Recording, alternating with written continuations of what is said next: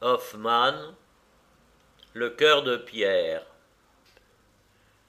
Tout voyageur qui, à une heure favorable de la journée, passe à la distance d'une demi-heure de chemin de la petite ville de G, du côté du Midi, est frappé de l'aspect imposant d'un château qui s'élève à droite de la grande route, avec ses murs peints et crénelés d'une manière bizarre, pareil à un géant qui vous regarde à travers le sombre feuillage des halliers. Ces halliers environnent un vaste parc qui s'étend au loin dans la vallée. Si le hasard te conduit jamais là, bien-aimé lecteur, ne crains pas le léger retard apporté à ton voyage, ni le modeste pourboire qu'il te faudra peut-être donner au jardinier. Mais descends bravement de voiture et fais-toi introduire dans le parc et dans la maison, sous prétexte d'avoir intimement connu le défunt propriétaire du château, le conseiller à la cour de G, Reutlinger. Tu peux d'ailleurs en agir ainsi sans scrupule, pourvu qu'il te plaise de lire jusqu'à la fin tout ce que je suis disposé à te raconter. Car j'espère qu'après cela, le conseiller Reutlinger sera tellement présent à tes yeux, avec toutes ses bizarreries et façons d'agir, que tu croiras l'avoir connu familièrement toi-même. Dès le premier abord, tu trouves le château décoré, dans un style lourd et antique, d'ornements grotesques et bigarrés. Tu critiques avec raison le mauvais goût de ces peintures sur pierre, la crudité et le contraste choquant des couleurs, mais après un examen plus attentif, il te semble qu'un esprit mystérieux et fantastique anime ces murailles peintes, et c'est avec la sensation d'un frisson étrange que tu pénètres sous le porche spacieux.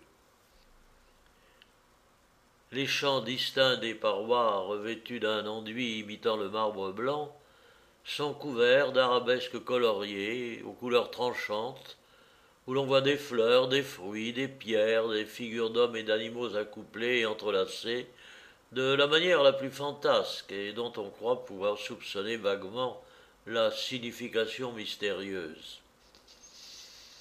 Dans le grand salon, qui occupe tout le rez-de-chaussée dans sa largeur, et dont le plafond en coupole s'élève plus haut que le deuxième étage, la plastique a reproduit en sculpture douée, dorée, tout ce que tu viens de voir indiqué dans les peintures du vestibule. Tu ne manqueras pas, à la première vue, de te récrier sur le goût corrompu du siècle de Louis XIV, de déclamer hautement contre un style aussi faux, aussi maniéré, aussi confus, aussi baroque. Mais pour peu que tu partages ma manière de voir, et si, comme je me plais toujours à le supposer, lecteur bénévole, tu es doué d'une active imagination, tu oublieras bientôt toute idée de blâme, quelque bien fondé qu'il soit d'ailleurs. Cet arbitraire sans fin, cette exagération, ne te paraîtront plus que de hardis caprices du génie de l'artiste, se jouant avec ces milliers de figures soumises à son libre arbitre, mais formulant pourtant dans leur ensemble, dans leur enchaînement complet, ce sentiment d'amère ironie qu'inspirent les déceptions de la vie terrestre aux âmes profondes qui souffrent de quelques blessures mortelles. Je t'engage, bien-aimé lecteur, à parcourir les petites chambres du deuxième étage, dont les fenêtres donnent sur le grand salon, qu'elles entourent comme d'une galerie.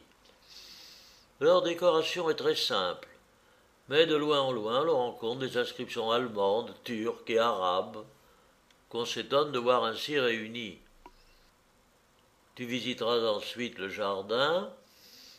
Il est planté à l'ancienne mode française, avec de longues et larges avenues bordées de hautes murailles de charmilles, qui entourent de spercieux bosquets et ornés d'ifs, de statues et de fontaines.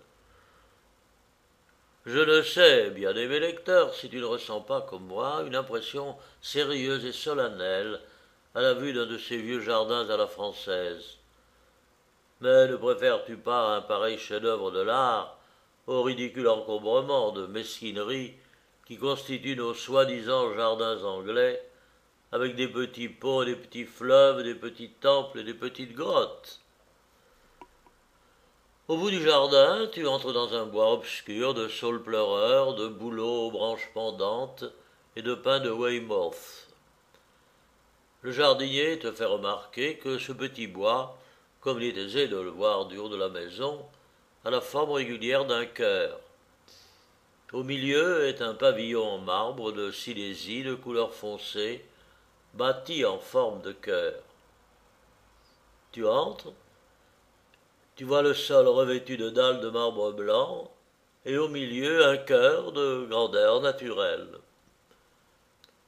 C'est une pierre d'un rouge foncé encastrée dans le marbre. Tu te penches et tu découvres ces mots gravés dans la pierre « Il repose ». Dans ce pavillon, devant ce cœur de pierre d'un rouge foncé, qui alors ne portait pas encore cette inscription, se trouvait, le jour de la nativité de la Vierge, c'est-à-dire le 8 septembre de l'année 180, un grand et vieux monsieur de belle prestance et une vieille dame, tous deux fort richement et élégamment vêtus à la mode du dernier siècle. « Mais, dit la vieille dame, comment, cher conseiller, vous est venue une idée aussi bizarre, ou pour mieux dire aussi lugubre, de faire bâtir ce pavillon pour servir de tombeau à votre cœur, qui doit reposer, dites-vous, sous cette pierre rouge. » « Oh, taisons-nous sur ce sujet, chère conseillère intime, répliqua le vieux monsieur.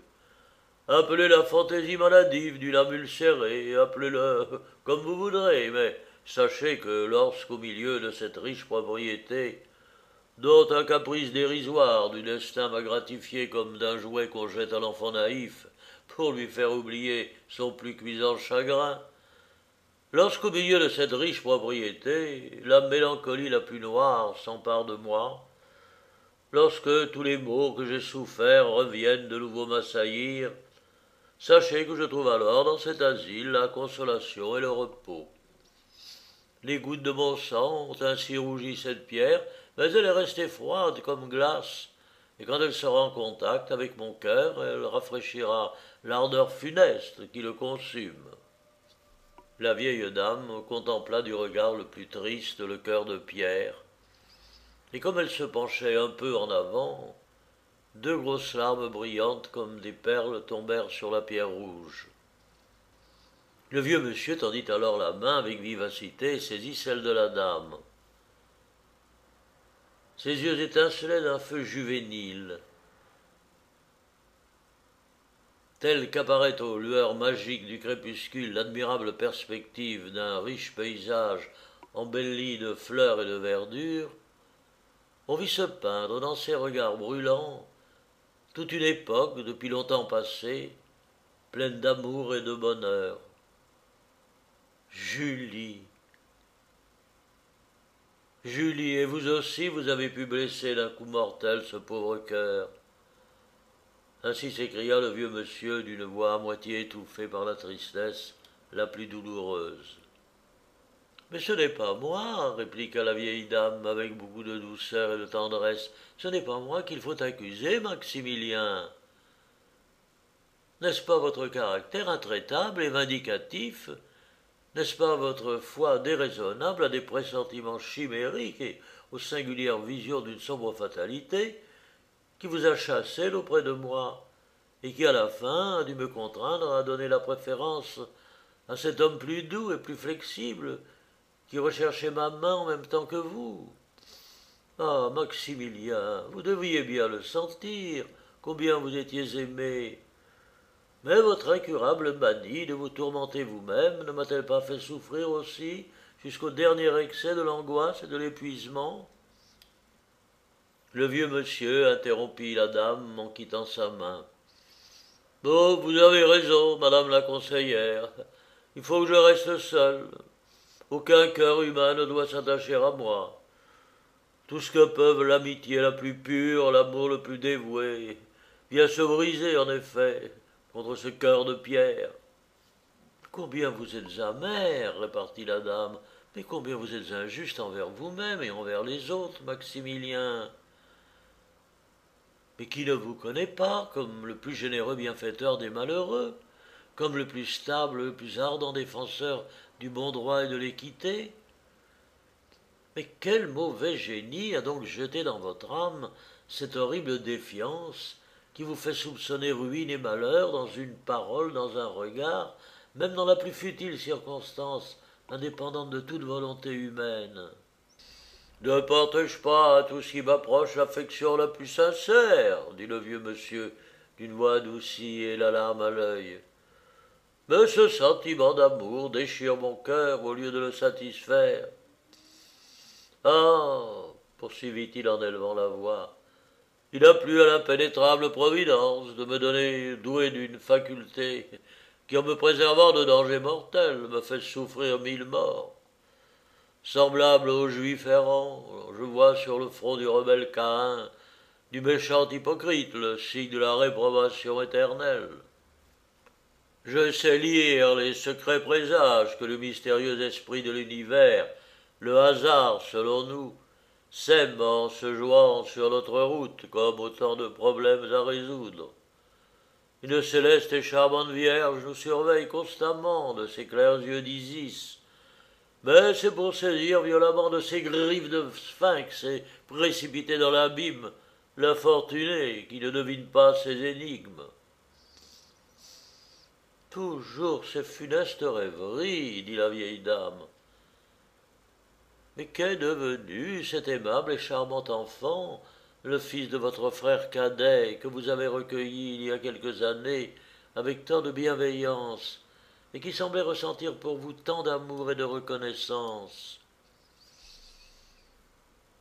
Je l'ai chassé, répliqua le vieux monsieur d'une voix rude. C'était un scélérat, un serpent, que je réchauffais dans mon sein pour ma propre ruine. Un scélérat?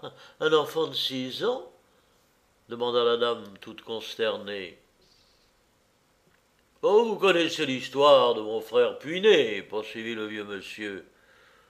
Vous savez qu'il abusa plusieurs fois de ma confiance d'une manière infâme, et qu'étouffant dans son cœur tout sentiment fraternel, il se faisait une arme contre moi de chaque bienfait que je lui rendais. Ce n'est pas ma faute de ces constants efforts, si je n'ai pas à déplorer la perte de mon honneur, de mon existence civile. Vous savez comment, réduit à la plus profonde misère, il vint à moi, il y a plusieurs années, comment il feignit hypocritement un retour à des sentiments affectueux pour moi et une réforme dans sa manière de vivre désordonnée, quels soins et quels secours je lui prodiguais, et comment ensuite il profita de son séjour dans ma maison pour s'emparer frauduleusement de certains documents. Bon, mais c'est là-dessus. Alors ce jeune fils me plut, et quand l'infâme fut forcé de fuir, après avoir vu déjouer les intrigues qui devaient m'envelopper dans un désastreux procès criminel, je gardai l'enfant chez moi. Et un avertissement du destin m'a délivré dernièrement de ce petit monstre. Et cet avertissement du destin, c'était sans doute un de vos mauvais rêves, dit la vieille dame. Mais le vieux monsieur poursuivit. Oh, écoutez, Julie, et jugez vous-même. Vous savez que l'infernale méchanceté de mon frère me porta le plus rude coup que j'ai jamais souffert. Pas moins pourtant, mais silence là-dessus. Ce fut peut-être en effet l'irritation maladive dont mon âme fut alors affectée, qui m'inspira l'idée de faire construire dans ce petit bois une sépulture pour mon cœur. Bref, cela s'exécuta. Le petit bois était dessiné dans la forme d'un cœur.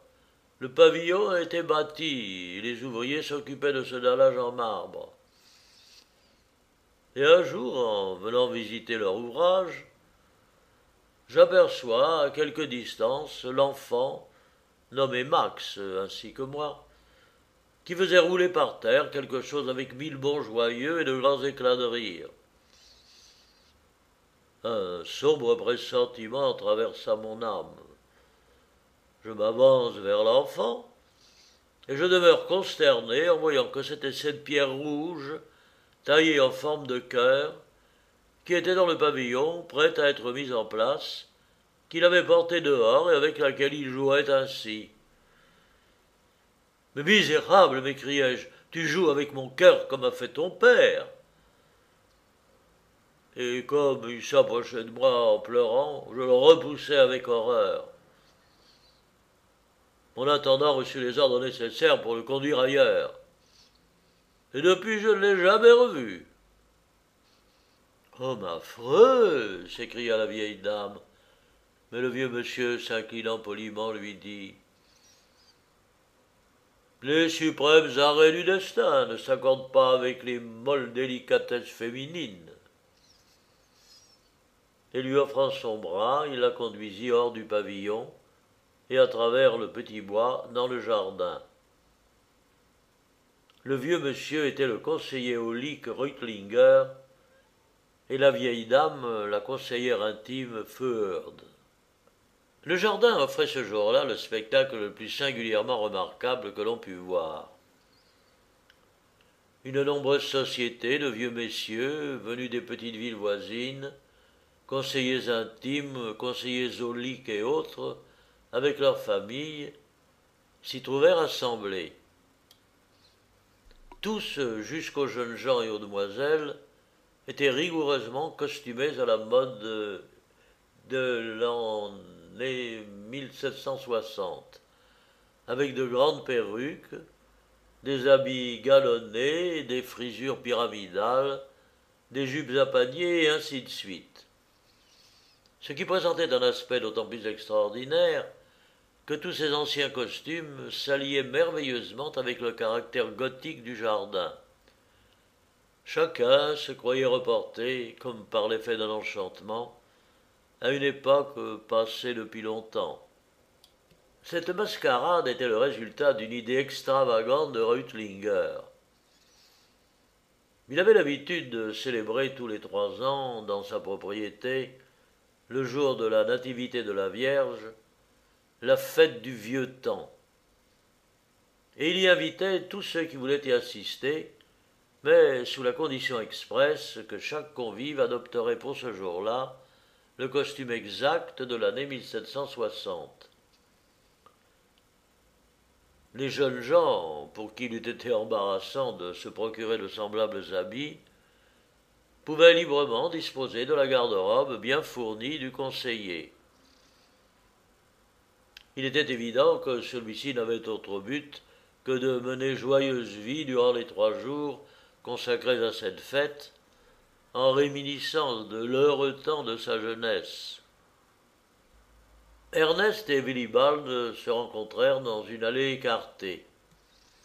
Tous deux s'examinèrent quelques moments en silence et partirent ensuite d'un fol éclat de rire. « Ah, tu m'as l'air, s'écria Willibald, du chevalier désespéré, cherchant à retrouver sa route dans le labyrinthe d'amour. » Et Ernest répliqua: « Il me semble voir en toi un des héros de l'Astrée. » « Mais vraiment, reprit Willibald, l'idée du vieux conseiller n'est pas si mauvaise. Il veut absolument se mystifier lui-même et ressusciter comme par magie une époque où il vivait réellement, bien qu'encore à présent, vieillard alerte et vigoureux, il jouisse de la santé la plus robuste et d'une étonnante vivacité d'esprit, au point qu'il surpasse en énergie et par sa fraîcheur d'imagination plus d'un jeune homme énervé avant l'âge. Du reste, il n'a pas à craindre que quelqu'un de ses convives démente ici son costume par ses gestes ou son langage, car de pareils vêtements rendent assurément la chose tout à fait impossible.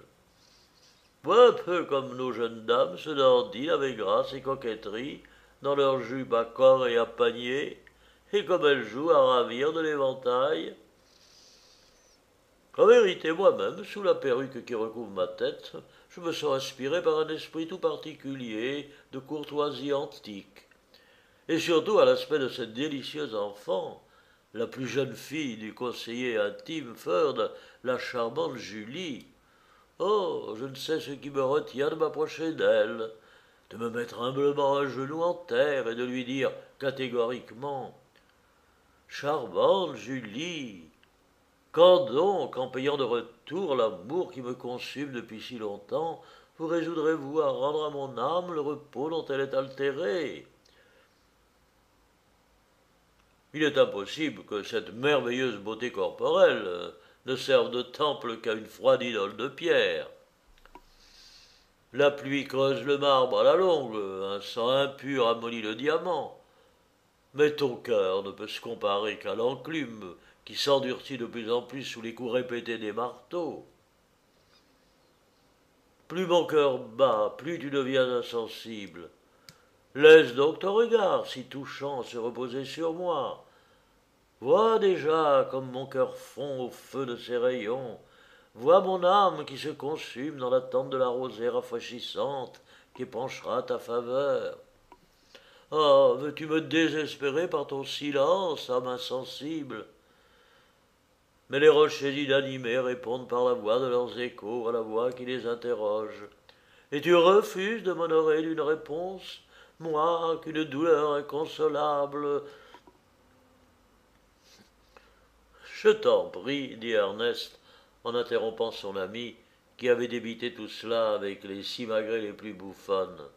Trêve de comédie. Te voilà encore dans tes accès d'extravagance, et tu ne t'aperçois pas que Julie, qui s'approchait de nous d'abord amicalement, vient de s'enfuir tout à coup tout effarouchée.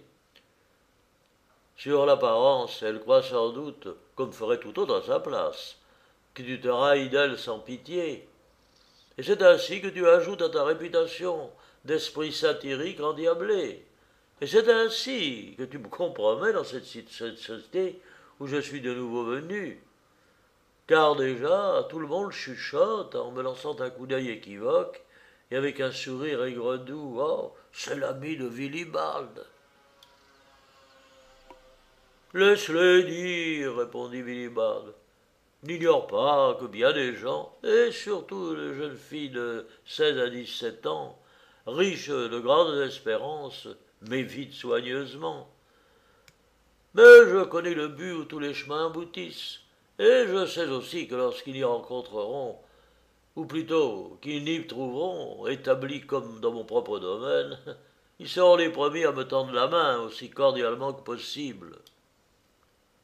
Ah, tu veux parler, dit Ernest, de la réconciliation finale promise dans la vie éternelle, quand nous aurons secoué le joug des idées et des besoins terrestres.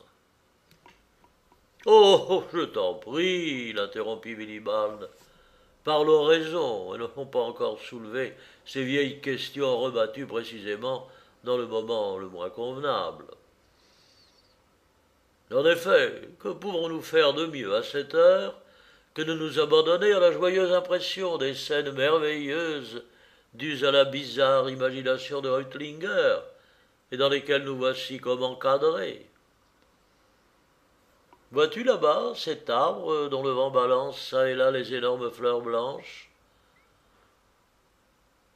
Ça ne peut pas être le cactus grandiflorus, car il ne fleurit qu'à minuit. Et je ne me sens pas non plus l'arôme pénétrant qu'il devrait exhaler. Dieu sait quel arbre miraculeux le conseiller a encore transplanté dans son tusculum.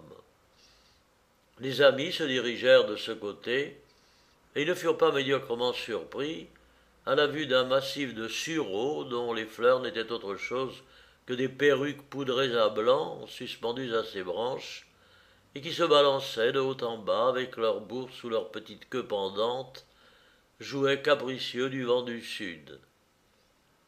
De bruyants éclats de rire derrière les arbres trahirent la présence de leur propriétaire. Plusieurs vieux messieurs, tout disposés alertes, s'étaient réunis sur une verte pelouse entourée de buissons fleuris. Après avoir ôté leurs habits et accroché aux branches les incommodes perruques, ils jouaient ensemble au ballon. Mais personne ne surpassait en adresse le conseiller Reutlinger, qui lançait à chaque coup le ballon à une hauteur prodigieuse et d'une façon si habile qu'il retombait juste aux pieds de son partenaire.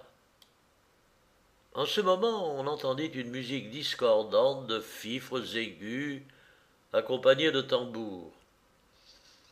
Les joueurs s'interrompirent aussitôt et reprirent à la hâte leurs habits et leurs perruques. « Qu'est-ce donc encore que cela » dit Ernest. « Je parie, répartit Wilibald, que c'est l'ambassadeur turc qui fait son entrée. »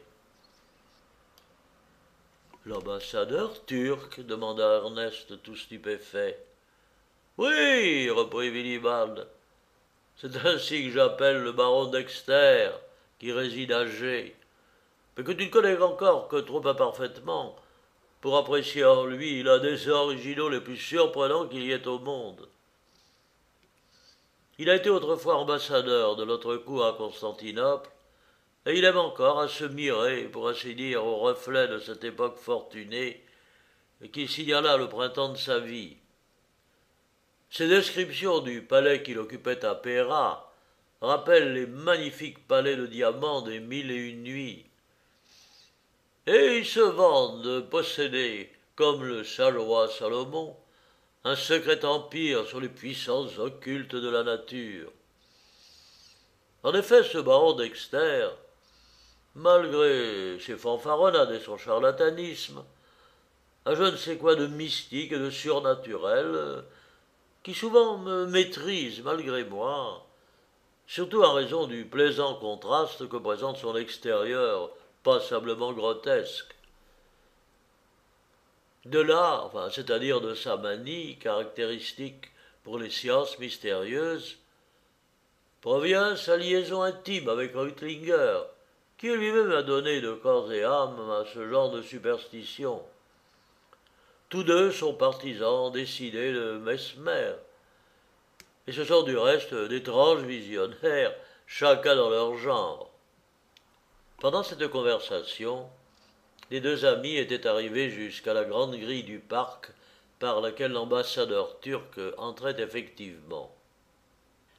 C'était un petit homme rondelet avec un joli cafetan turc et coiffé d'un épais turban formé de châles de diverses couleurs.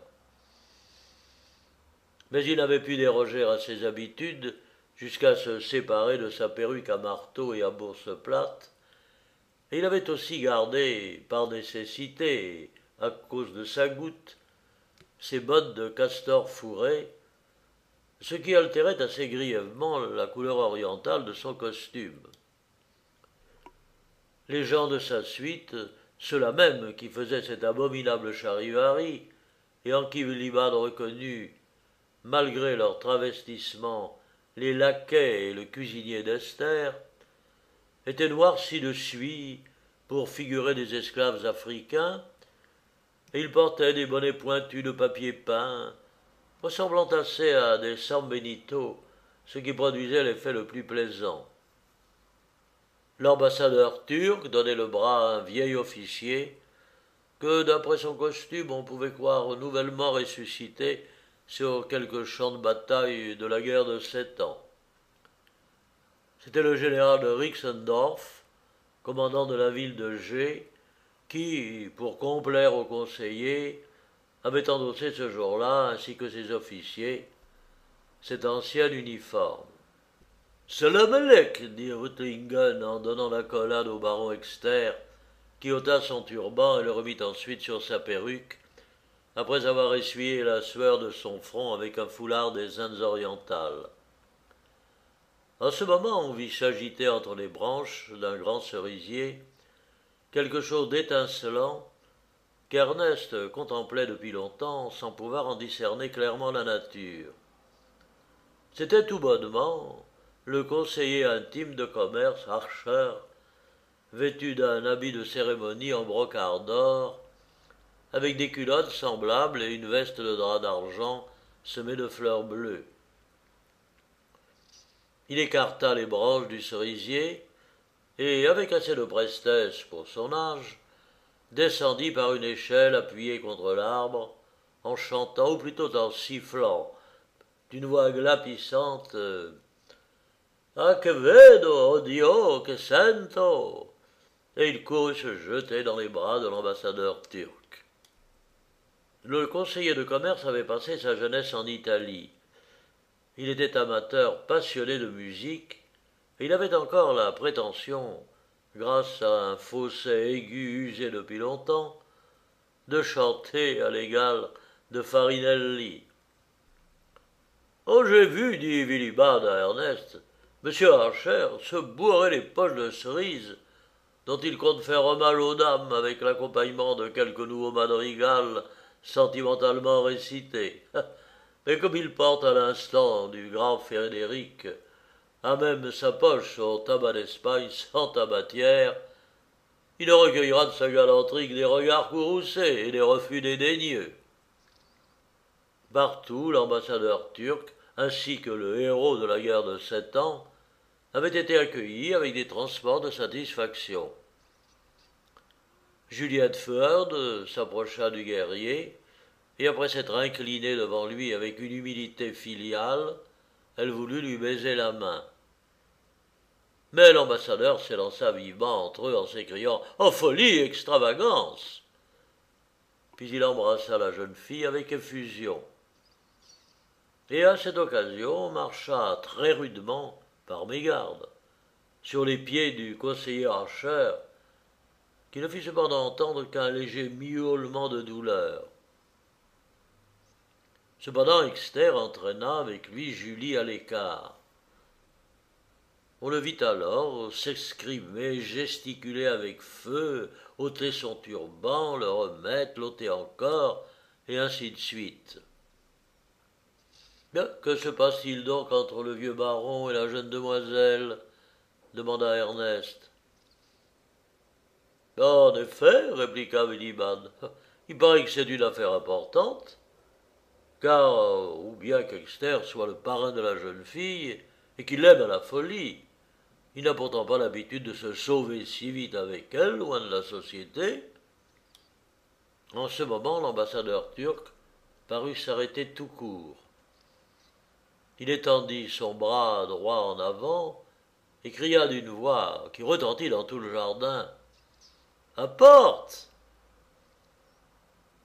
Willibald partit d'un bruyant éclat de rire. « Vraiment, dit-il ensuite, ce n'est rien moins que la merveilleuse histoire du chien de mer qu'Exter raconte à Julie, au moins pour la millième fois. » Ernest voulut absolument connaître cette histoire miraculeuse. « Apprends donc, dit Willibald, que le palais du ci-devant ambassadeur était situé sur le rivage du Bosphore et qu'on descendait jusqu'à la mer par un superbe escalier en marbre de Carrare. Un jour, Exter était sur la galerie, plongé dans une profonde méditation. Tout à coup, un cri perçant et prolongé le fait tressaillir. Il regarde au-dessous de lui, un chien de mer monstrueux vient d'arracher un jeune enfant des bras de sa mère, une pauvre femme turque assise sur les marches de marbre, et il replonge avec sa proie dans les flots. Exter descend précipitamment, la femme tombe à ses pieds en jetant des clameurs de désespoir. Exter se détermine sur le champ, il avance sur la dernière marche baignée par la vague, il étend le bras et crie d'une voix sonore « Apporte !» Soudain, le chien de mer se montre à la surface de l'eau, tenant dans sa large gueule l'enfant, qu'il dépose sain et sauf et avec soumission aux pieds du magicien. Et puis, se dérobant à tout remerciement, il s'enfonce de nouveau sous les eaux. « Oh, ceci est un peu fort !» s'écria Ernest. « Ceci est un peu fort !» « Vois-tu bien, poursuivit Willibald, le baron tirait à présent une petite bague de son doigt et l'a montrée à Julie.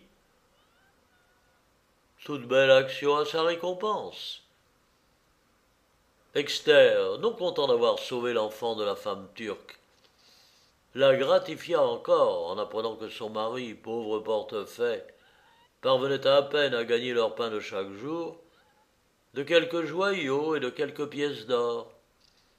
La vérité, ce n'était qu'une bagatelle, tout au plus la valeur de 20 à 30 000 thalers. Là-dessus, la femme tira de son doigt un petit saphir et força le baron à l'accepter, assurant que c'était un bijou de famille auquel elle tenait beaucoup et dont l'action d'Exter pouvait seule lui commander l'abandon.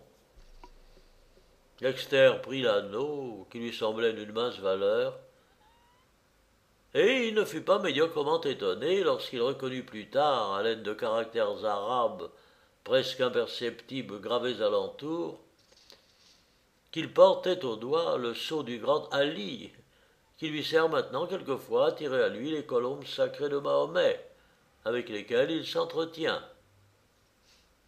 Et voilà des histoires tout à fait merveilleuses, s'écria Ernest en riant. Mais voyons un peu ce qui se passe là-bas dans ce cercle, au milieu duquel je vois se trébousser en tous sens et en piaillant une petite créature qui sautille comme un atome cartésien. Les deux amis arrivèrent près d'une pelouse, tout autour de laquelle étaient assis de vieux et de jeunes messieurs, des dames âgées et des demoiselles.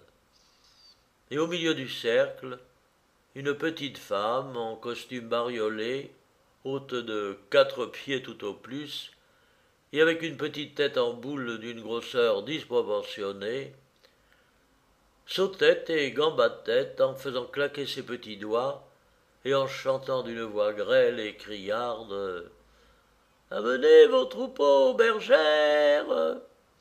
« Croirais-tu bien, dit Villeban, que cette petite nabote rabougrie qui s'exténue à faire ainsi le joli cœur est la sœur aînée de Julie?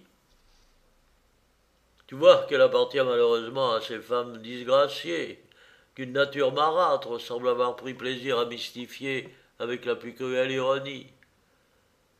Condamnées en effet, en dépit de tous leurs efforts, à une éternelle enfance, coquetant encore sous les rides avec cette affectation ridicule de naïveté enfantine attachée à leur figure et à toute leur personne, comment ne deviendraient-elles pas lourdement à charge aux autres et à elles-mêmes, et comment ne se verraient-elles pas en butte presque toujours à une juste dérision? La petite dame, avec ses entrechats et son radotage français, importuna bientôt à l'excès les deux amis. Ils s'esquivèrent donc comme ils étaient venus et se rapprochèrent de l'ambassadeur turc.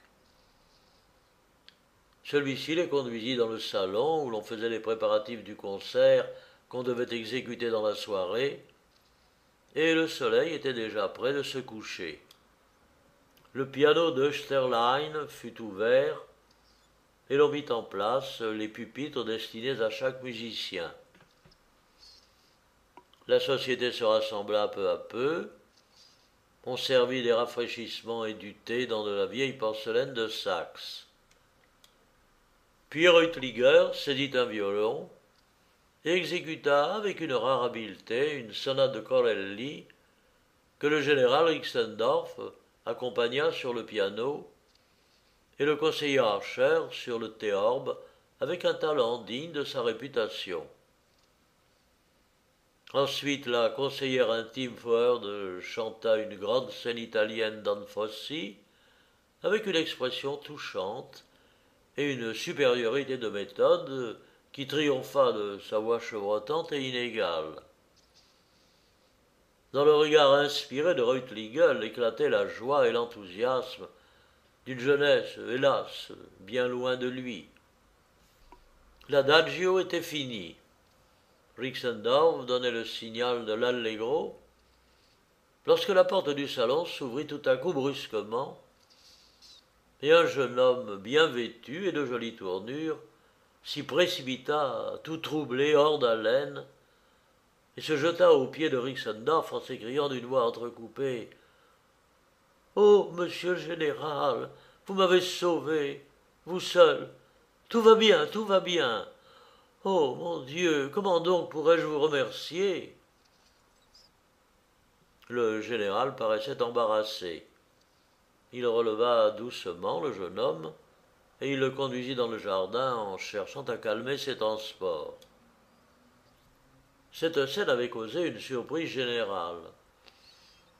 Chacun avait reconnu dans le jeune homme le secrétaire du conseiller intime Ford, sur qui tous les regards s'étaient reportés avec curiosité. Mais celui-ci prenait prise sur prise et s'entretenait en français avec sa femme. Cependant, l'ambassadeur turc, s'étant enfin adressé directement à lui, il déclara nettement qu'il ne pouvait réellement pas s'expliquer quel génie diabolique avait si subitement lancé son jeune Max au milieu de l'honorable compagnie, ni le motif de ses remerciements exaltés. Mais, ajouta-t-il, j'aurai bientôt l'honneur. À ces mots, il se glissa hors du salon, et Willibald s'empressa de le suivre. Le trio féminin de la famille Urford, c'est-à-dire les trois sœurs Nanette, Clémentine et Julie, était loin de montrer la même contenance. Nanette agitait son éventail, parlait de l'étourderie du jeune homme, et reprit le refrain de sa chanson. « Amenez vos troupeaux, bergères !» Mais personne n'eut l'air d'y faire attention. Quant à Julie, elle s'était retirée dans un coin du salon, le dos tourné à la société, dans le but évident de cacher non seulement sa vive rougeur, mais même quelques larmes qu'on avait pu surprendre dans ses yeux. Chapitre 2. La joie et la douleur blessent avec la même gravité le sein de l'infortuné, mais la goutte de sang que fait jaillir la teinte de l'épine ne colore-t-elle pas d'un rouge plus vif la rose pâlissante? Ainsi s'exprimait avec une emphase affectée la jeune Clémentine, toute imbue du style de Jean-Paul. Et elle pressait en même temps, à la dérobée, la main d'un gentil jeune homme blond, qui n'avait que trop légèrement secoué déjà les chaînes de rose dans lesquelles Clémentine l'avait enlacé avec une jalousie menaçante, et qu'il avait trouvé mêlées d'épines trop aiguës. Il répondit par un sourire assez fade et dit seulement « Oh oui, charmante !» En même temps, il lorgnait un verre de vin qu'un domestique venait de lui présenter et qu'il aurait volontiers vidé sur la sentence sentimentale de Clémentine. Mais il en était bien empêché, attendu que Clémentine tenait fortement sa main gauche, tandis qu'avec la droite, il venait justement de prendre possession d'un morceau de gâteau. En ce moment, Willibald reparut dans le salon, et tout le monde l'entourait, de l'accablait d'un déluge de questions. Pourquoi, d'où, mais quoi et comment? Willibald prétendait obstinément ne rien savoir, mais c'était d'un air de finesse qui laissait croire tout le contraire. On ne cessa pas de le solliciter, car on avait très bien remarqué qu'il avait rejoint avec le conseiller Timford, le général Rixendorf et le jeune Max, et prit part à leur entretien avec beaucoup de chaleur. « Qu'il en exige absolument, dit-il enfin, que je divulgue prématurément l'affaire importante dont il s'agit. On voudra bien me permettre d'adresser certaines questions préalables à la très honorable compagnie. » On y consentit sans peine. Alors Willibald commença d'un ton pathétique. Le secrétaire de monsieur le conseiller Timford, appelé Max, ne vous est-il pas tous connu comme un jeune homme bien élevé et richement doté par la nature? Oui, oui, oui, crièrent les dames tout d'une voix. Son aptitude aux affaires, poursuivit Willibald, son zèle et l'étendue de ses connaissances ne sont-ils pas notoires? Oui, oui, crièrent les messieurs d'un commun accord. Et quand Willibald demanda encore si Max ne passait pas partout pour le garçon le plus subtil, pour l'esprit le plus fécond en drôlerie, en joyeuseté, et s'il ne possédait pas enfin, comme dessinateur, un talent si remarquable que Rixendorf n'avait pas dédaigné de lui donner des leçons, lui, Rixendorf, dont la réputation d'amateur avait pour garant des œuvres vraiment extraordinaires. Ce fut un chœur général des dames et des messieurs qui répondit « Eh oui, oui, oh oui !» Willibald alors commença le récit attendu si impatiemment. « Il y a quelque temps, dit-il, qu'un jeune maître de l'honorable corporation des tailleurs célébrait sa noce. La chose se fit avec pompe. La rue retentissait des accords des trompettes dominant le sourd ronflement des contrebasses. C'était avec un véritable désespoir que Jean, le domestique de monsieur le conseiller intime, regardait les croisées resplendissantes de la salle du bal. Le cœur lui saignait en croyant entendre parmi les danseurs les pas de la jeune Henriette, qu'il savait être à la noce. Mais lorsqu'il vit Henriette se montrer elle-même à la fenêtre, il ne put pas y tenir plus longtemps, il courut à la maison, se mit dans sa plus belle tenue et monta résolument dans la salle de noces. On consentit bien à son admission, mais à la condition douloureuse qu'à la danse, le premier tailleur venu aurait la préférence sur lui, ce qui le réduisait à ne pouvoir s'adresser qu'aux jeunes filles que personne ne se souciait d'inviter à cause de leur laideur ou d'autres désagréments. Henriette était engagée pour toutes les valses et contredanses, mais dès qu'elle vit son bien-aimé, elle oublia toutes ses précédentes promesses pour le prendre pour cavalier, et l'intrépide Jean renversa par terre, en lui faisant faire plusieurs culbutes, un petit avorton de tailleur qui voulait lui disputer la main d'Henriette. Ce fut le signal d'un soulèvement général. Jean se défendit comme un lion en distribuant de tous côtés des soufflets et de solides coups de poing, mais il dut succomber enfin au nombre de ses ennemis, et il fut ignominieusement jeté en bas de l'escalier par les compagnons tailleurs. Plein de fureur et de désespoir, il voulait briser les carreaux, il jurait, il tempêtait. Max, en rentrant chez lui, passa par là en ce moment, et il délivra le malheureux Jean des mains des soldats du guet qui se disposaient à le mener en prison. Jean ne cessait de se plaindre de sa mésaventure et persistait à vouloir en tirer une vengeance éclatante. Max, pourtant mieux conseillé, parvint à calmer son exaspération, mais ce ne fut qu'en s'engageant formellement lui-même à prendre parti pour lui et à lui donner satisfaction de l'injure qu'il avait reçue. Ici, Willibald s'arrêta tout court. Eh bien, et après? Une noce de tailleur, un couple amoureux, des coups de bâton, mais où tout cela devait-il aboutir? Ainsi criait-on de toutes parts.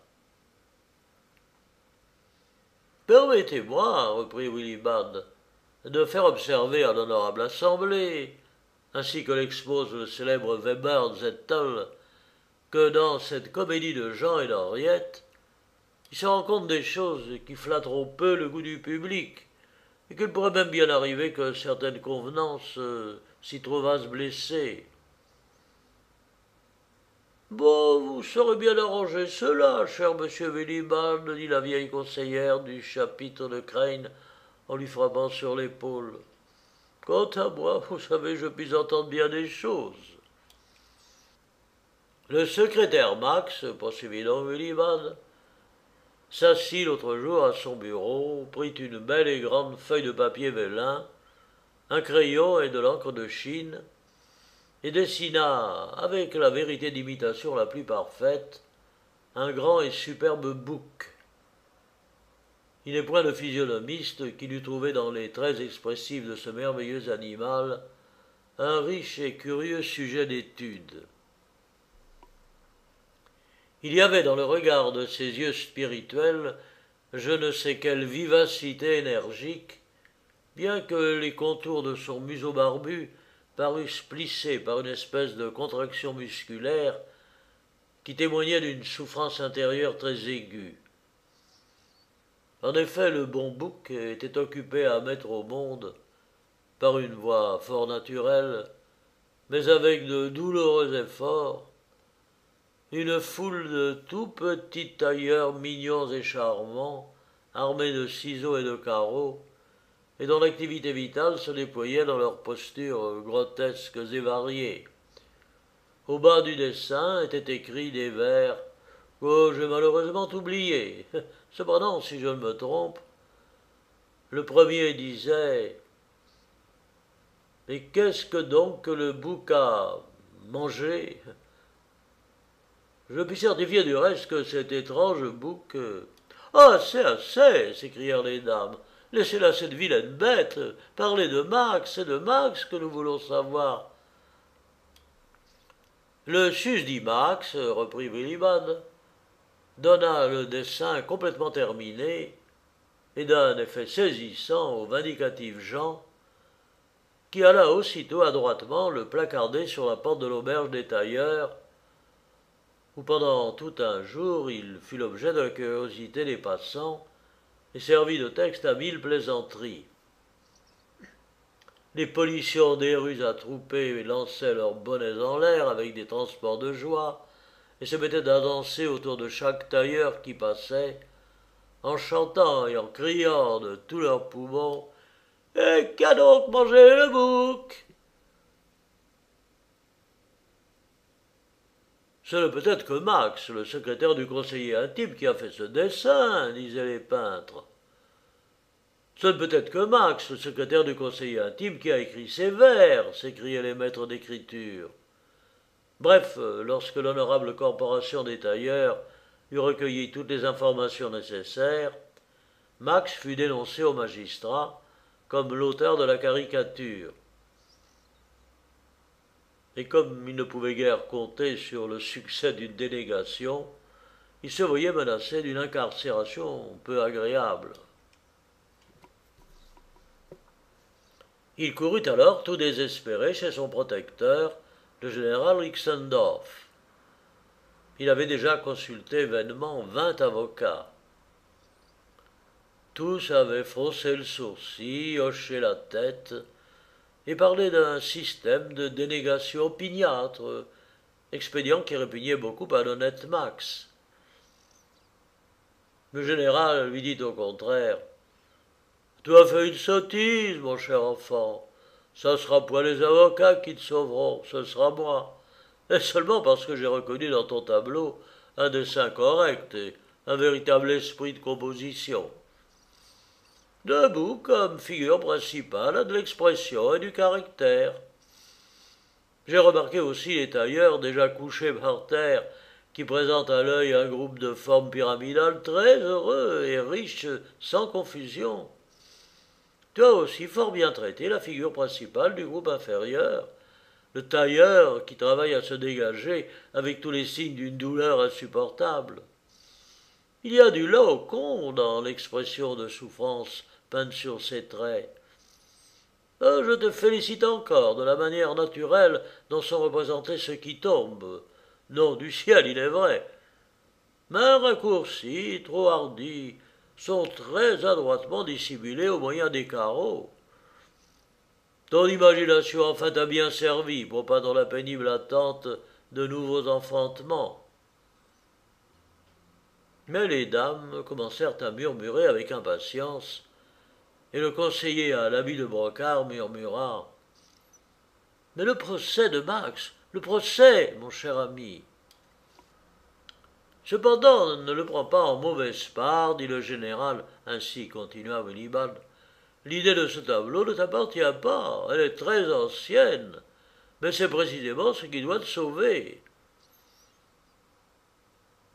À ces mots, le général fouilla dans un vieux bureau et en tira une blague à tabac sur laquelle la caricature de Max se trouvait très nettement reproduite et même presque sans aucune variation. Il remit la blague à son protégé comme pièce de conviction, et tout fut dit. « Comment cela? Comment cela ?» s'écrièrent confusément tous les auditeurs. Mais les juristes qui se trouvaient dans la société se mirent à rire tout haut, et le conseiller intime Ford, qui sur ces entrefaites était rentré dans le salon, dit en souriant « Oui, sans doute, il nia l'animum injuriandi, l'intention d'offenser, et il fut acquitté. » C'est-à-dire, ajouta Willibald, que Max dit pour sa défense « Je ne puis nier que le dessin ne soit de ma main, mais je n'ai point eu l'intention de blesser en aucune manière la corporation des tailleurs, que j'honore infiniment. J'ai copié simplement, comme vous pouvez le reconnaître, le dessin original existant sur cette ancienne blague à tabac, qui appartient au général Rixendorf, mon maître dans l'art de peindre. Mon imagination m'a seulement suggéré quelques légers changements. Cet ouvrage a passé dans des mains étrangères, mais moi, je ne l'ai montré à personne, et encore moins affiché. Quant à cette circonstance qui fait tout le corps du délit, j'attends qu'on produise des renseignements contre moi. La production des dits renseignements est restée à la charge de l'estimable corporation Les Tailleurs, et Max a été acquitté aujourd'hui même. De là ses transports de joie et ses remerciements à son protecteur. Toutefois, l'opinion générale fut que la manière chaleureuse dont Max avait exprimé sa reconnaissance était empreinte d'une folle exagération relativement aux circonstances qui l'avaient motivé. Il n'y eut que la conseillère intime Ferd qui dit d'une voix émue « Ce jeune homme a un sentiment d'honneur plus délicat que personne et une susceptibilité des plus vives. C'eût été pour lui un coup affreux que d'encourir une punition corporelle, et il aurait pour jamais déserté cette résidence. » Peut-être, ajouta Willibald, y a-t-il encore au fond de cela quelque raison secrète. Précisément, cher Willibald, dit Rixendorf, qui venait d'entrer et qui avait entendu les paroles de la conseillère intime. Et si Dieu le permet, tout cela ne tardera pas à s'éclaircir et à tourner à bien. Clémentine trouva toute l'histoire fort triviale et Nanette n'en pensa rien du tout. Mais Julie avait recouvré tout son enjouement. Reutlinger convia alors ses convives à la danse. Aussitôt, 4 joueurs de théorbe, assistés d'un couple de cornets à bouquins, de basses et de violons, jouèrent une sarabande expressive. Les vieux dansèrent et les jeunes gens faisaient tapisserie. Le conseiller de Brocard se distingua surtout par ses hardis entrechats, et la soirée se passa fort gaiement. Il en fut de même de la matinée du lendemain. Comme la veille, un concert et un bal devaient clore les plaisirs de la journée. Le général Rixendorf était déjà au piano, le conseiller de Brocard avait le théorbe sous le bras, et la conseillère intime Ferd sa partie de chant à la main. On n'attendait plus que la présence du conseiller Reutlingen, lorsqu'on entendit retentir des cris d'angoisse, et qu'on vit les domestiques courir au fond du jardin. Bientôt ils rapportèrent le conseiller Aulique, avec les traits bouleversés et pâles comme la mort. Le jardinier l'avait trouvé couché par terre, profondément évanoui, non loin du pavillon du Petit Bois. Rixendorf se leva précipitamment de devant le piano avec un cri d'effroi. On fit usage aussitôt de spiritueux, et l'on commença par frotter avec de l'eau de Cologne le front du conseiller qu'on avait étendu sur le canapé. Mais l'ambassadeur turc s'empressa d'écarter tout le monde en s'écriant coup sur coup. « Mais finissez, finissez, ô gens ignorants et maladroits, vous ne faites là qu'affaiblir et irriter en pure perte notre robuste et vaillant conseiller. » À ces mots, il lança son turban dans le jardin par-dessus toutes les têtes et le cafetan après. Puis il commença à décrire avec la main autour du conseiller Aulique des cercles étranges qu'il rétrécissait graduellement, de telle sorte qu'à la fin il lui touchait presque les tempes et le creux de l'estomac. Puis il souffla son haleine sur le conseiller, qui ouvrit aussitôt les yeux et dit d'une voix faible « Exter, tu as eu tort de m'éveiller. Une puissance ténébreuse m'a annoncé ma fin prochaine, et peut-être m'était-il accordé de passer à mon insu de cette léthargie au sommeil de la mort. » « Sottise, rêverie !» s'écria Exter. « Ton heure n'est pas encore revenu. Regarde seulement autour de toi, mon bon frère. Vois où tu es et redeviens joyeux, comme il convient d'être. » Le conseiller Olik s'aperçut alors qu'il se trouvait dans le salon en pleine compagnie. Il se leva vivement du canapé, fit quelques pas en avant et dit avec un gracieux sourire « Ah, je vous ai donné là un méchant spectacle, mes honorables hôtes. Mais il n'a pas dépendu de moi que ces maladroits me fortassent aucune part qu'ici. Hâtons-nous d'oublier ce fâcheux intermède. Allez, dansons !» La musique commença aussitôt. Mais au moment où tout le monde était occupé à se saluer révérencieusement dans le premier menuet, le conseiller Olik se glissa hors du salon avec Exter et Rixendorf. Lorsqu'ils furent arrivés dans une chambre éloignée, Reutlingen se laissa tomber épuisé dans un fauteuil, et cachant son visage dans ses mains, il dit d'une voix suffoquée par la douleur « Oh, mes amis, mes amis !» Exter et Rixendorf supposaient avec raison que quelque accident fatal avait amené cette crise et que le conseiller allait leur faire connaître la vérité. « Conviens-en, mon vieil ami, dit Rixendorf. Il t'est arrivé dans le jardin quelque chose de funeste. Dieu sait de quelle manière. » Mais, interrompit Exter, je ne conçois pas du tout comment quelque chose de fâcheux pourrait arriver au conseiller, surtout à cette époque où son principe sidéral brille d'un éclat pur et plus beau que jamais. Pourtant, Exter, reprit le conseiller d'une voix sourde, ce sera bientôt fait de moi. L'audacieux provocateur d'esprit n'aura pas frappé impunément aux portes de leur sombre empire. Non, je te le répète, une puissance mystérieuse m'a permis de jeter un regard derrière la toile. Une mort prochaine, une mort affreuse peut-être, m'est annoncée.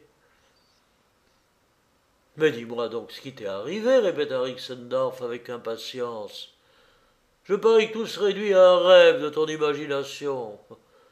Toi et Exter, vous gâtez votre vie à plaisir avec vos chimères extravagantes. Apprenez donc, dit le conseiller en se levant de son fauteuil et se plaçant entre ses deux amis, quelle émotion d'horreur et d'effroi m'a plongé dans ce profond évanouissement. Vous étiez déjà tous rassemblés dans le salon, lorsque, je ne sais moi-même à quel propos, il me prit la fantaisie de faire encore un tour tout seul dans le jardin. Mes pas se dirigèrent involontairement vers le petit bois.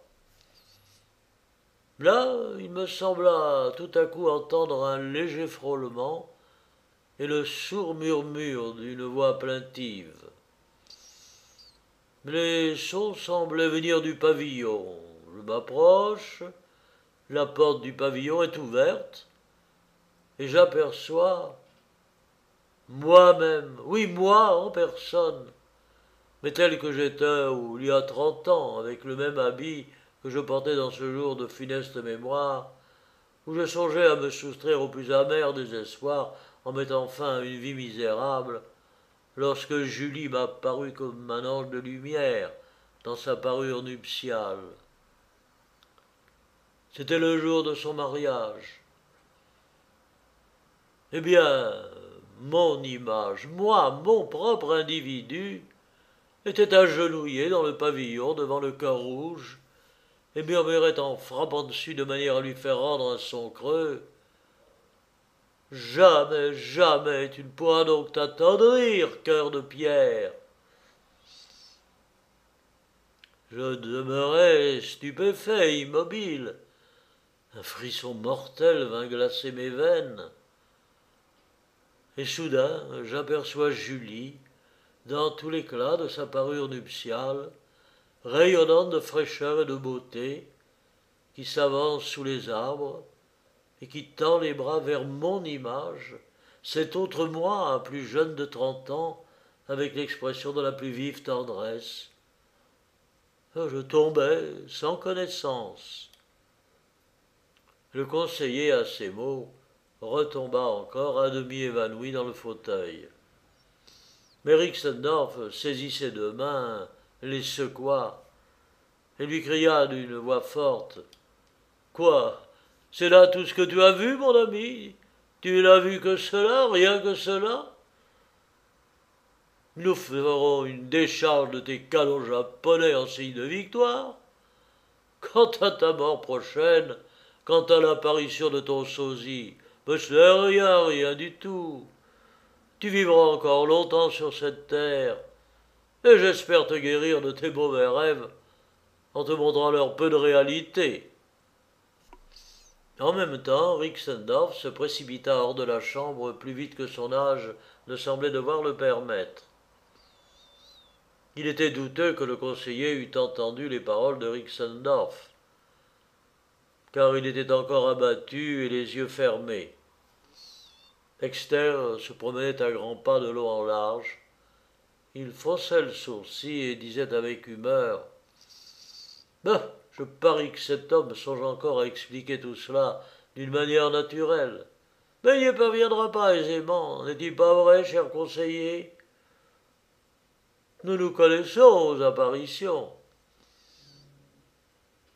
Je voudrais bien seulement avoir mon cafetan et mon turban. » En parlant ainsi, il tira de son gousset un petit sifflet d'argent qu'il portait constamment sur lui et en donna un coup prolongé. Presque immédiatement, un de ses maures parut et lui remit en effet le turban et le cafetan. Bientôt après entra la conseillère intime Feurde, suivie de son mari et de sa fille Julie. Le conseiller Aulique se leva promptement, et tout en assurant qu'il était parfaitement guéri, il se sentit effectivement beaucoup mieux. Il demanda qu'il ne fût plus question de cet incident, et ils allaient retourner tous dans le salon, à l'exception d'Exter, qui s'était étendu sur le sofa dans son costume turc et qui buvait du café en fumant dans une pipe démesurément longue, dont le fourneau, posé sur des roulettes, glissait en tous sens sur le parquet. Mais tout à coup, la porte s'ouvrit et Rixendorf s'élança dans la chambre. Il tenait par la main un jeune homme vêtu de l'ancien costume militaire. C'était Max, dont l'aspect fit frissonner le conseiller Aulique. « Mais tu vois ici ton double, mon ami, l'objet de ton illusion chimérique !» s'écria Rixendorf. « C'est moi qui ai retenu ici mon excellent Max, et qui lui ai fait donner, par ton valet de chambre, un habit de ta garde-robe pour qu'il pût figurer convenablement avec vous. C'était lui qui était agenouillé près du cœur dans le pavillon. Oui, devant ton cœur de pierre, oncle dur et insensible, tu as vu prosterner ton neveu, lui que tu as impitoyablement repoussé loin de toi sous l'influence d'une vision chimérique. Si le frère a manqué grièvement au frère, il a expié depuis longtemps ses torts en mourant accablé de la plus profonde misère. Voilà l'orphelin sans soutien. Voilà ton neveu appelé Max comme toi, ton fidèle portrait au physique comme au moral. On le prendrait pour ton propre fils. L'enfant et le jeune homme ont courageusement lutté contre les vagues mugissantes du torrent de la vie.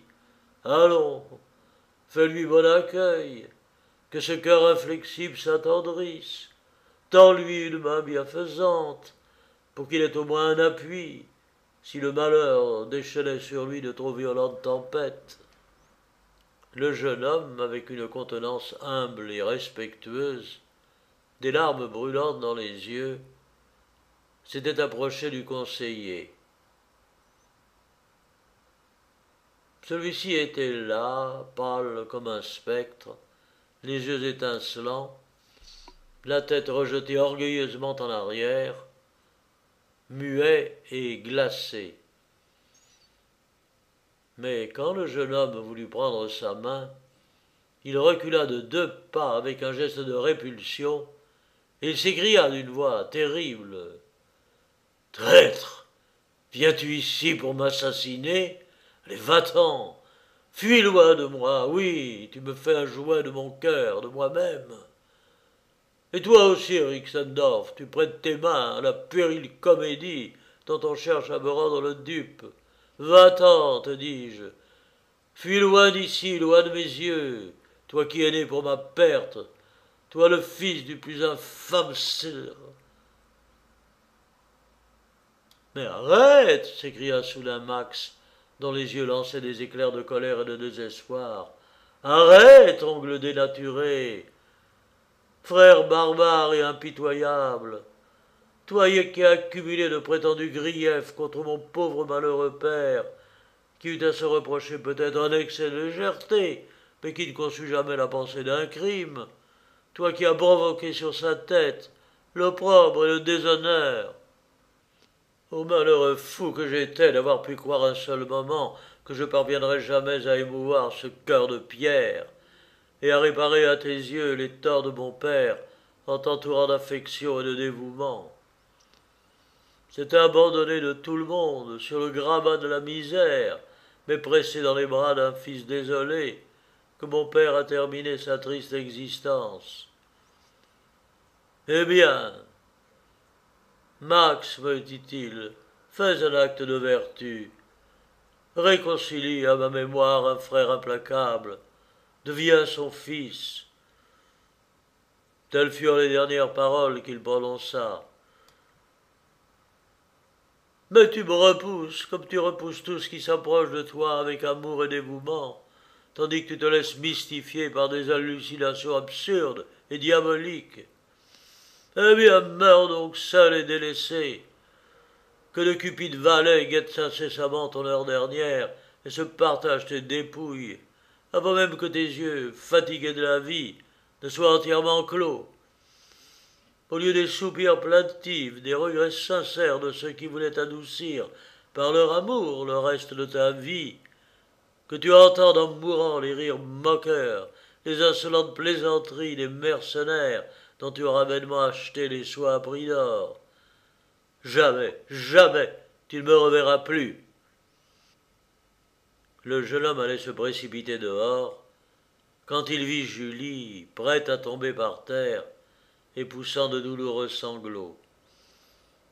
Il s'élança promptement vers elle, la reçut dans ses bras, et la pressant tendrement sur son sein, il s'écria avec l'accent déchirant d'un désespoir inconsolable. Oh, Julie, Julie, tout espoir est perdu. Reutlinger était resté immobile, tremblant de tous ses membres, et sans proférer une parole. Ses lèvres convulsivement serrées ne pouvaient articuler une syllabe.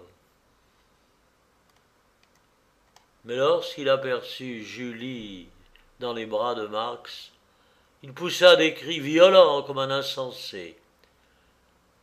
Il s'avança vers eux d'un pas hardi et vigoureux. Il saisit la jeune fille dans ses bras, et la soulevant en l'air, il lui demanda d'une voix étouffée. « Aimes-tu ce Max, Julie ?»« Mais comme ma vie, répliqua Julie, avec l'expression de la plus amère douleur. Le poignard que vous enfoncez dans son cœur a traversé ma poitrine. Alors le conseiller la reposa lentement par terre et la fit asseoir avec précaution dans un fauteuil. Puis il resta là, les deux mains croisées sur son front. Le silence de la tombe régnait autour de lui. Pas un mot, pas un mouvement de la part des témoins de cette scène. Enfin le conseiller tomba sur ses deux genoux. Une vive rougeur vint enflammer ses traits et ses yeux se remplirent de larmes. Il leva la tête, étendit les deux bras vers le ciel et dit d'une voix basse et solennelle: « Puissance impénétrable et éternelle, c'était ta suprême volonté. Ma vie agitée n'a été que le germe enfoui dans le sein de la terre, et d'où surgit l'arbre vigoureux qui porte des fleurs et des fruits magnifiques. Ô Julie, Julie, ô pauvre fou aveuglé que je suis. Le conseiller Olix se voila le visage, on l'entendit sangloter. Cela dura quelques minutes, puis Reutlingen se leva tout à coup avec impétuosité. Il s'élança vers Max, qui restait là interdit, et le pressant sur sa poitrine, il s'écria comme hors de lui-même. « Tu aimes Julie, or tu es mon fils. Non, mieux que cela, tu es moi, moi-même. Tout t'appartient, tu es riche, très riche. Tu as une campagne, des maisons, de l'argent comptant. Laisse-moi rester auprès de toi. Tu me donneras le pain de la charité dans mes vieux jours. N'est-ce pas? Tu le veux bien? Car tu m'aimes, toi, n'est-ce pas? Il faut bien que tu m'aimes, n'es-tu pas moi-même? Ne crains plus, mon cœur de pierre. Presse-toi bien fort contre ta poitrine, les battements du tien t'attendriront. Max, Max, mon fils, mon ami, mon bienfaiteur. Il poursuivit ainsi, sur ce ton, au point que tout le monde s'inquiétait de ces transports frénétiques d'une sensibilité exaltée. Brixendorf, en ami prudent, parvint enfin à le calmer, et le conseiller, plus maître de lui-même, comprit seulement alors tout ce qu'il avait réellement gagné en cet excellent jeune homme, et s'aperçut avec une profonde émotion que la conseillère intime Ferd voyait aussi dans l'union de sa Julie avec le neveu de Reutlingen renaître, pour ainsi dire, une époque de félicité perdue pour elle depuis bien longtemps. Le conseiller Ferd manifestait une grande satisfaction. Il prenait beaucoup de tabac et exprimait son assentiment dans un français bien correct et prononcé suivant toutes les règles. Il s'agissait avant tout de faire part de cet événement aux deux sœurs de Julie. Mais on ne pouvait les trouver nulle part. On avait déjà cherché la petite Nanette dans les grands vases du Japon qui garnissaient le vestibule, et il aurait bien pu se laisser tomber en se penchant trop par-dessus les bords, mais en vain. Enfin, on la découvrit endormie sous un rosier touffu, où elle se distinguait à peine. On joignit aussi Clémentine dans une allée écartée du parc, où elle déclamait en ce moment à haute voix, après que le jeune homme blond qu'elle avait en vain poursuivi. Oh, souvent l'homme s'aperçoit bien tard combien il fut aimé, combien il fut ingrat et oublieux, et combien était grand le cœur qu'il méconnut. Les deux sœurs témoignèrent d'abord un peu d'humeur du mariage de leur sœur, plus jeune qu'elles, mais aussi de beaucoup plus belle et plus attrayante. La médisante Nanette surtout fit la grimace avec son petit nez retroussé. Mais Rixendorf la prit à part et lui fit entendre qu'elle pourrait bien avoir un jour un mari beaucoup plus distingué, avec une propriété encore plus belle. Alors elle redevint contente et chanta de nouveau son refrain. « Amenez vos troupeaux, bergères !» Pour Clémentine, elle dit très sérieusement et avec emphase. Dans la vie conjugale, les plaisirs calmes et faciles, le bonheur domestique circonscrit entre quatre murailles étroites, ne sont qu'un accessoire de peu d'importance. Ce qui en constitue l'essence, la vitalité, ce sont les torrents d'amour qui coulent de deux cœurs sympathiques comme des flots de naphte flamboyants, pour se réunir et se confondre dans une harmonieuse unité. La société du salon, déjà avertie de ces circonstances étranges et joyeuses, attendait le couple d'époux avec impatience pour se livrer aux félicitations d'étiquette. Le conseiller de Brocard, qui avait tout vu et tout entendu par la fenêtre, remarqua d'un air très fin. « Ah, je comprends à présent pourquoi le pauvre Max attachait à son bouc tant d'importance. Car s'il avait été une fois en prison, il n'y aurait plus moyen de songer à une réconciliation. Tout le monde, Willibald le premier, approuva cette sage réflexion.